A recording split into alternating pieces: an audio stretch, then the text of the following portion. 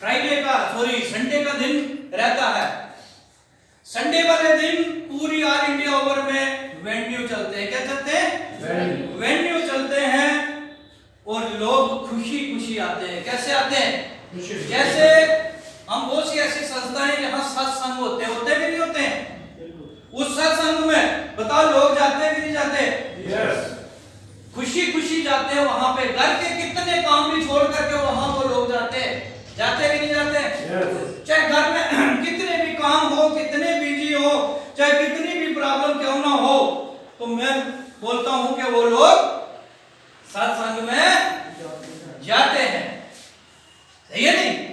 तो इसी प्रकार ये जो हमारी वहां की सत्संग और यहाँ की सत्संग में सिर्फ थोड़ा सा अंतर है। क्या है? सिर्फ थोड़ा सा अंतर है। वहां की सत्संग में हमें बताया जाता है यानी कि इस लोक से परलोक में जाकर के आपको क्या क्या मिलने वाला है, जो वहां जाकर के आपके साथ कैसे होगा, वो सारी की सारी चीजें वहां पे बताई जाती हैं कि आप भगवान का स्मरण करो तो आप जब दुनिया से जाओगे तो आपके साथ यानी कि बढ़िया वहां आपको सुख सुविधाएं मिलेंगी। सही बात है नहीं है? सारी चीजें वहां पे। लेकिन जो यहाँ की सत्संग होती है और ये बोलते हैं कि आप यहाँ भी बढ़िया बढ़िया करके सारी चीजें बिल्कुल बढ़िया यहाँ भी आपको मिलेंगी और वहां भी आपको मिलेंगी। यहाँ दो बेनिफिट बताए जाते हैं। कितने बताए जाते हैं? दो।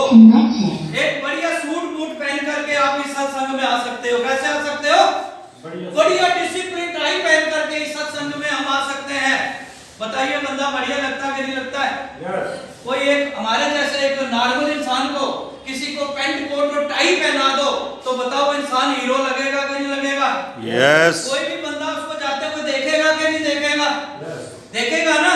तो इस प्रकार से यहाँ पे हमें ये चीजें सिखाई जाती हैं।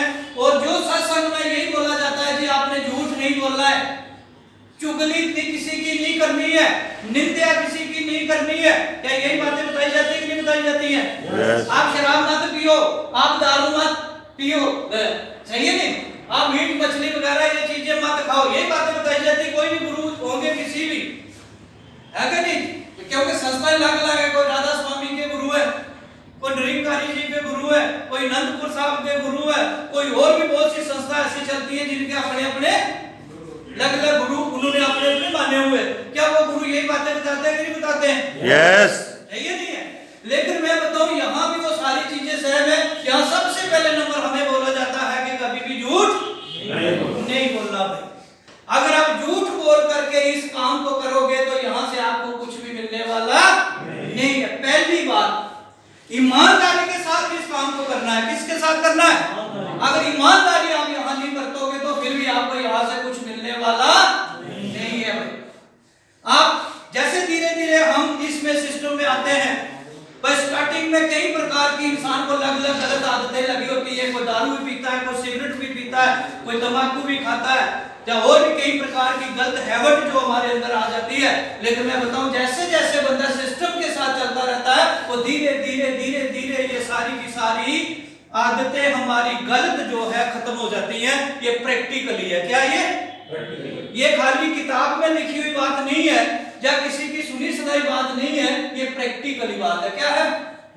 प्रैक्टिकली जिन जो इसके साथ आए, एक हमारे बहुत लीडर हैं, वो जब इसमें आए तो खुद बोलते पूरा दिन वो दारू पीते रहते थे। क्या करते थे? वो फौजी थे वो।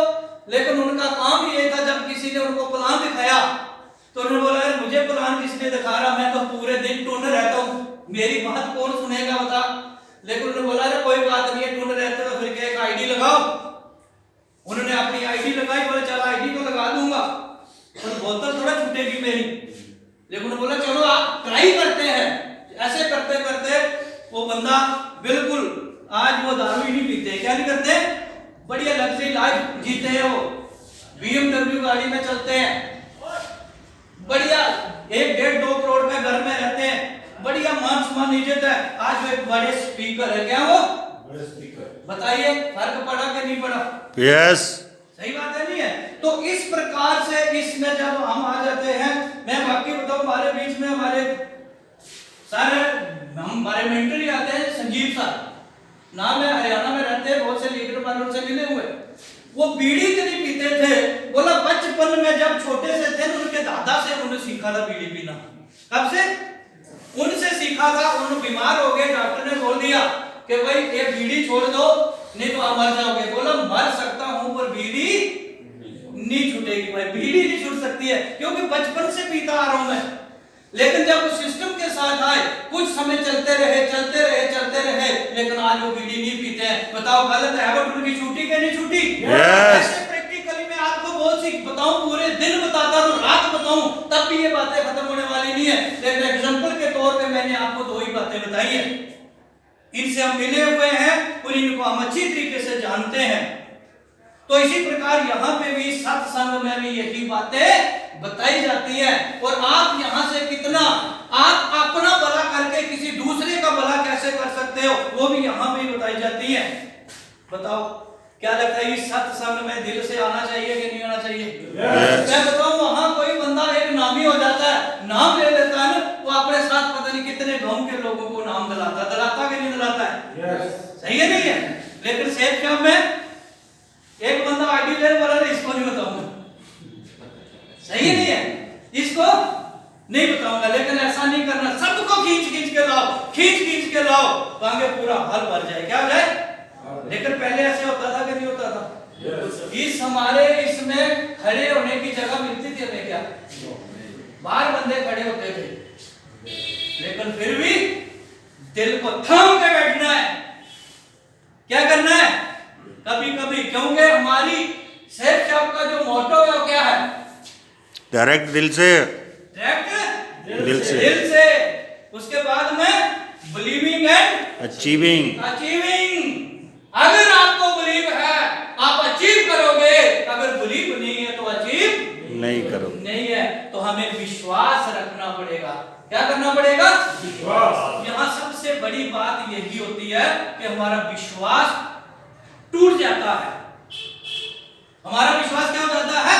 टूट जाता है। हमारा पैशंस, क्योंकि बोला जाता है यहाँ आपका कुछ नहीं लगता है। क्या कुछ लगता है? क्या यहाँ इतनी बड़ी मेहनत नहीं लगती है, पैसा नहीं लगता है, कुछ नहीं लगता है। यहाँ जो लगता है बंदे का क्या लगता है? पेशेंस लगता है, या पेशेंस बनाए रखना। सही है?